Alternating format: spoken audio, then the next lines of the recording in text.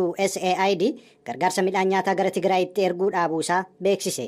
Dhaabbatichi roobii darbe ibsa baaseen akka ifoomsetti gargaarsa midhaan nyaataa gara Tigraayitti erguu yeroof dhaabuu kan murteesse midhaan gargaarsaaf garasitti ergame gurgurtaaf gabaarra ooleera jechuunidha. Hooggantuun dhaabbatichaa Samantaa Paawer yeroo ibsa kennanitti kun murtoo ulfaataa ta'us midhaan gargaarsaa namoota rakkoo beelaan miidhamaniif bifa gargaarsaan kenname kaayyoo kennameefiin alatti gabaa naannoo keessatti gurguramaa jiraachuu erga mirkaneeffanneen boodaa jedhaniiru. Itti dabaluunis dhimmicha irratti hooggantoota mootummaa federaalaa Itoophiyaa fi kan bulchiinsa yeroo Tigraay waliin dubbanneerraa isaanis United States waliin hojjechuuf fedhii qaban himuun dhimmicha qulqulleessuun murtoo akka fudhatan waadaanuuf galaniiru jechuun himteetti Samantaa Paawer. Dhimma kanarratti bulchiinsa yeroo Tigraayitti Daayirikteriitii Komishinii Ittisa Balaa obbo Gabre Egzaabeer Aragaawii ibsa gaazexeessitootaaf kennaniin yeroo wal waraansaa sanatti midhaan gargaarsaaf manneen kuusaa keessa turan loltoota Eertiraan saamamaniiru jedhaniiru. Midhaan gargaarsaaf kenname garuu gabaarra ooluun kaayyoo ooluuf qaburraa dabuun isaa dhimma gaaffii keessa seenus miti jedhaniiru. Dhimmicha qulqulleeffannee tarkaanfii barbaachisu ni fudhannas jedhaniiru. Gama Eertiraan himannaa kanarratti garuu deebiin haga ammaatti kenname hin jiru jechuun Maqaleerraa kan gabaase Mulgeetaa Asbahaati. Sababa wal waraansa Sudaan keessatti taasifamaa jiruun Itoophiyaan lammiileen ishee biyyattii keessa jiraachaa turan 3,500 olii baasuu ishee ministeerri dhimma alaa Itoophiyaa beeksisee jira. Gabaasa kanas Mitikuu. Sababa wal waraansa Sudaan keessaa lammiileen Itoophiyaa 3,500 ol Sudaan keessaa baafamuu ministeerri haajaa alaa Itoophiyaa beeksise. Lammiilee Itoophiyaan alattis lammiileen biyyoota 61,000 lakkaa'aman karaa Itoophiyaa ba'aniiru jala ibsichi. Kanas balallii xiyyaaraa 75f Itoophiyaan eeyyama kennuu ishee dubbii himan ministeera haajaa alaa Itoophiyaa Ambaasaddar Mallas Alam sabaa himaaleef ibsaniiru. Namoota gara Sudaan irraa sababa wal waraansaan gara Itoophiyaatti baqatan keessa lammiileen Sudaan 1,400 baqattummaan Itoophiyaa seenanii akka jiranis ibsaniiru. Itti dabaluunis Sudaan keessatti wal waraansi akka dhaabbatuuf yaalii nagaa buusuuf taasifamu Itoophiyaan akka deeggartu ibsa isaanii keessatti eeraniiru jechuun Finfinneerraa kan gabaase Keenedii Abaateeti. Boordiin filannoo biyyaalessaa Itoophiyaa dhimma hiree ofii ofiin murteessuu naannoo Walaayittaa irratti qaamolee dhimma keessaa qaban wajjiniin walgahii taasisee jira. Sababa sirnaa fi seera dhabiinsaatiin kan ka'e erga boordichi bu'ii sagalee kanaan dura kennamee ture fudhatuma dhabsiise asii walgahiin amma paartii siyaasaatii fi qaamolee dhimmichi ilaallatu wajjiniin taasifame isa jalqabaa akka ta'e ibsameera. Naannoo bulchiinsa kibba Itoophiyaa godinaalee 6 fi aanaalee addaa 5 keessatti sagaleen kanaan dura kenname harki caalaan Walaayittaan akka bulchiinsa naannoo of danda'e ta'u murteessee ture. Gocha seeraan ala taasifame raawwatame kanarratti ministeerri haqaa mootummaa Itoophiyaa torban lamaan dura namoota 93 hidhuu isaa gabaasni Mallaskaachoo Ammahaa yaadachiiseera. Yemmuu gara oduu biraatti ce'uun immoo wal waraansa Sudaan keessatti itti fufee jiruun kan ka'e lammiileen Sudaanii biyya isaanii gadhiisanii baqachaa jiru. Roobii kaleessaas lammiileen biyyatti lakkoofsi isaanii hedduu ta'e gara Misiritti ce'aniiru. Oduu kana bal'inaan qabna ittanii dhiyaata. Sababa wal waraansa Sudaan keessaan baqattoonni lakkoofsaan baay'ee ta'an roobii kaleessaa gara Ijipt karaa kibbaa seenaniiru. Baqattoonni kunneen magaalaa Aswaa buufata konkolaataa Wadii Karkar keessatti walitti qabamuun nyaataa fi dahannoo eeggataa jiru. Sababa wal waraansa kanaan yoo xiqqaate namoonni 334 qe'ee isaanii irraa buqqa'uun biyyoota ollaa Ijipt, Chaad, Sudaan kibbaa, Waaltaa Rippaabilika Afrikaa fi Itoophiyaatti baqachaa jiraachuu oduun ejensii dhimma baqattoota dhaabbata mootummoota gamtoomanii irraa argame ni ibsa. Sababa jijjiirama qilleensaatiin wal waraansaa fi weerara COVID-19 kan ka'e biyyoottan 58 keessatti namoonni nuusa biliyooniitii ol ta'an wabii midhaan nyaataa dhabuu isaanii dhaabbanni mootummoota gamtoomanii ibsee jira. Oduun kunis ittaanii dhiyaata bal'inaan. Sababoota jijjiirama qilleensaa wal waraansaa fi weerara COVID-19 biyyoota 58 keessatti namoonni nuusa biliyoonaa ol ta'an wabii midhaan nyaataa dhabaniiru jedhe dhaabbanni mootummoota gamtoomanii. Roobii darbee gabaasa dhaabbatichi maxxanseen biyyoota kanneen akka Soomaaliyaa, Itoophiyaa, Afgaanistaan, Burkina Faasoo, Haayiti, Naayijeeriyaa, Sudaan kibbaa fi Yemen keessatti namoonni sababa beelaan du'aa jiraachuu ifoomseera. Kaayyoo dhaabbata mootummoota gamtoomanii addunyaa kan ta'e addunyaa irratti beelatti xumura gochuu kan jedhu hojiirra ooluu dhabuun waggoota 4 darban keessatti namoonni miiliyoona 258 beelaaf saaxilamaniiru jedhan hoogganaan dhaabbata mootummoota gamtoomanii Antooniyoo Guuterees. Akka gabaasa kanaatti namoonni miiliyoona 53 ol biyyoota 25 keessatti sababoota wal waraansaan qe'ee isaanii irraa buqqa'uun warra beelaaf saaxilamanidha. Lakkoofsi namoota beelaaf saaxilamanii kunis seenaa addunyaa waggoota 7 darbaniin yommuu ilaalamu kan bara kanaa baay'ee guddaadha jedha gabaasaan dhaabbata mootummoota gamtoomaniitti kan dhaaba nyaataa fi qonnaa.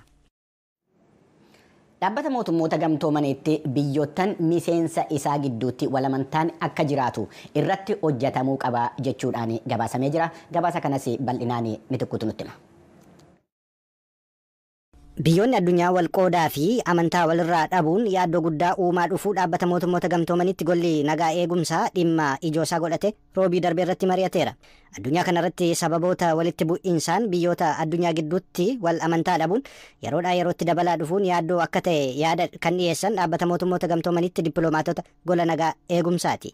Yaa'ii kanarratti warra yaada dhiyeessan keessaa ministeerri haajaa alaa Swiizerlaand Ignaazo Kaasis biyyoota gidduutti wal amantaan jiraachuun nagaaf dhimma murteessaadha jedhan. Itti dabaluunis dhaabbanni mootummoota gamtoomanii daaraa waraana addunyaa lammaffaa irratti kan dhaabbate itti gaafatamummaa wal waraansa ittisuu jedhu qabateeti. Garuu ammayyuu waraana waliin jiraachaa jirra jedhan. Dippiloomaasiin addunyaa yeroo ammaa muddama keessa jira kan jedhan Kaasis miseensonni dhaabbata mootummoota gamtoomanis rakkoo pilaaneetii kanarra jiruuf yeroo itti gaafatamummaa fudhatan hin mul'atanis jedhan yaa'ii gola nagaa eegumsaa mootummoota gamtoomanii irratti.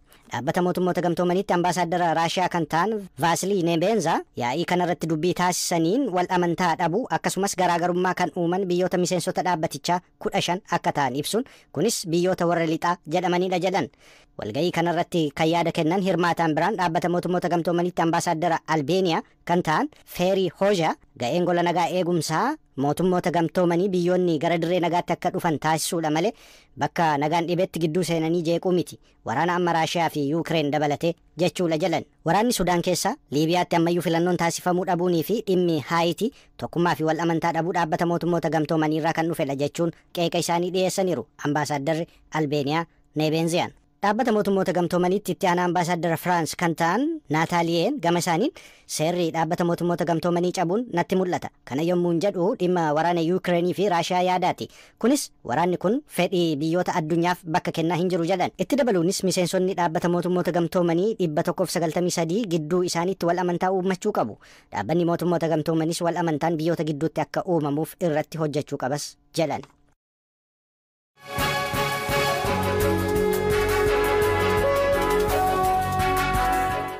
Ayyee kan hordofaa jirtan sagalee Ameerikaa sagantaa afaan Oromooti. Amma immoo gara qophiilee keenya afaniitti ceenaa. Keeniyaa fi Zaambiyaan oomisha boqqolloo irratti waliigaltee dhiyeenya kana taasisan irratti mormitoonni qeeqaa dhiyeessaa jiru. Waliigalteen kun akka qonnaan bultoonni Keeniyaa Zaambiyaa seenanii boqqolloo oomishan kan taasisuudha. Gabaasa Keetii Shoorti dhimma kana irratti VOAdhaaf qopheessite akka itti aanutti isinii dhiyeessina waliin turru. Hongeen gaafa Afrikaa keessatti hammaate boqqolloon Afrikaa keessatti midhaan nyaataa daran barbaadamu taasisee jira.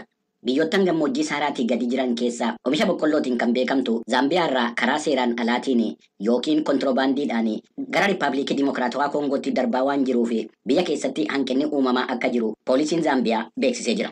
Yaaddoon dhiyeessii boqqolloo ittuu biyya keessa jiru ji'a bitootessaa darbe keessa Zaambiyaan Keeniyaadhaa wajjiniin waliigaltee falmisiisaa ta'e tokko mallatteessitee jirti. Akka waliigaltee kanaatti qonnaan bultoonni Keeniyaa lafa Zaambiyaa irratti boqqolloo oomishanii gara biyya isaaniitti fudhatu. Hoggansa paartii mormituu Koongireesii Dimokiraatawaa biyyaalessaa Zaambiyaa kan ta'an Saabo'ii Imbo'iilaa waliigaltee kana ni mormu. We do have a lot of farmers in this country, and the government also can empower a lot of subsistence farmers so that they grow a lot of maize and they export. Biyya keessaa qonnaan bultoota baay'ee qabna. Mootummaanis qonnaan bultoota biyya keessaa humneessee akka isaan boqqolloo baay'ee misoomsan akkasumas gara biyya alaatti erginu taasisuu danda'a. Maaliif lammiilee Keeniyaa hirmaachisuun barbaachise? Zaambiyaa waliin qofaa akka hojjetan dhiibbaa gochuu qabna. Dhimmichi heeraan ala jechuudhaan erga paartiin qonnaan bultootaa Keeniyaa falmii dhiyeessee booda manni murtii olaanaan Keeniyaa ji'a eebilaa keessa dhimmicha yeroodhaaf dhaabsisee jira. Dhaddachi dhimmicha fuulduratti ilaalu ji'a caamsaa kana keessatti deebi'ee taa'uudhaaf beellamameera. Akka xiinxaltoonni jedhanitti yoo waliigalchichi itti fufame biyyoottan lammanuu fayyadamuu danda'u. Wiirtuu imaammata daldalaatii fi misoomaa jedhamurraa Isaac Mi'aayipoopoo waan jedhan qabu. And that step that had been taken by the two governments was going to be a step in the right direction in terms of creating job opportunities within the continent, but also getting to deal. Tarkaanfiin mootummaalee lamaaniin fudhatame gara carraa hojii ardii kana keessatti uumuutiin yaaddoo wabii nyaataa ardii kana keessatti mul'achaa jiru waliin yommuu ilaalamu tarkaanfii kallattii sirrii ture. Mootummaan Zaambiyaa dhimma kanarratti gaaffii VOA irraa dhiyaatee fi deebiin kennine. Garuu suur-sagaleen hanga'oota odeeffannoo irraa argamee fi televezyiinii mootummaa irratti darbe akka agarsiisetti pirezidaantiin Zaambiyaa Akaahindee Achileemaa qonnaan bultoota warreen midhaan daakanuu fi daldala midhaanii irratti bobba'anii wajjiniin waa'ee waliigaltee boqqolloo Keeniyaa wajjiniin taasifame irratti ji'a eebilaa keessa marii taasisanii turan.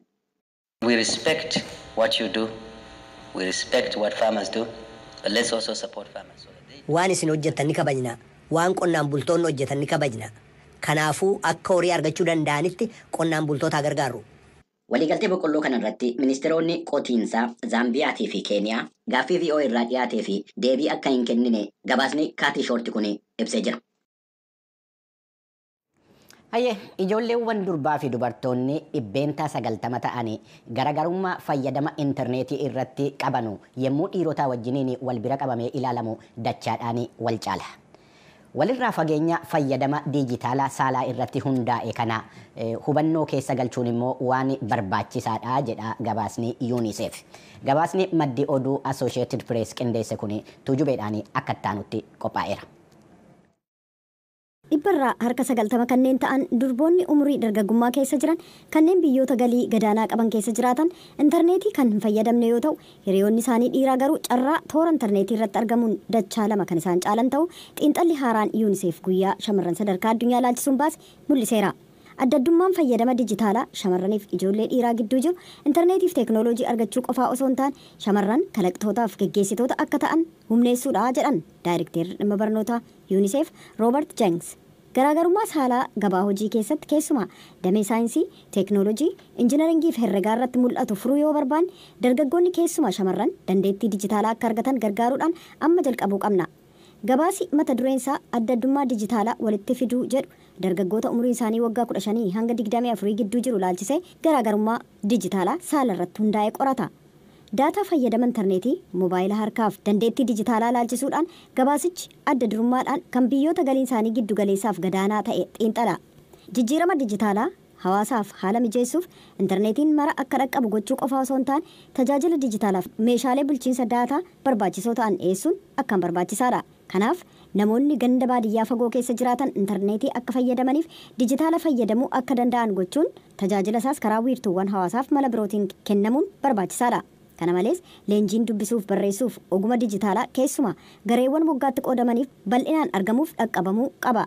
Kunis addaddummaa dijitaalaa walitti fiduuf namni hundi faayidaa addunyaa dijitaalaa irraa fayyadamuuf carraa walqixa akka argatu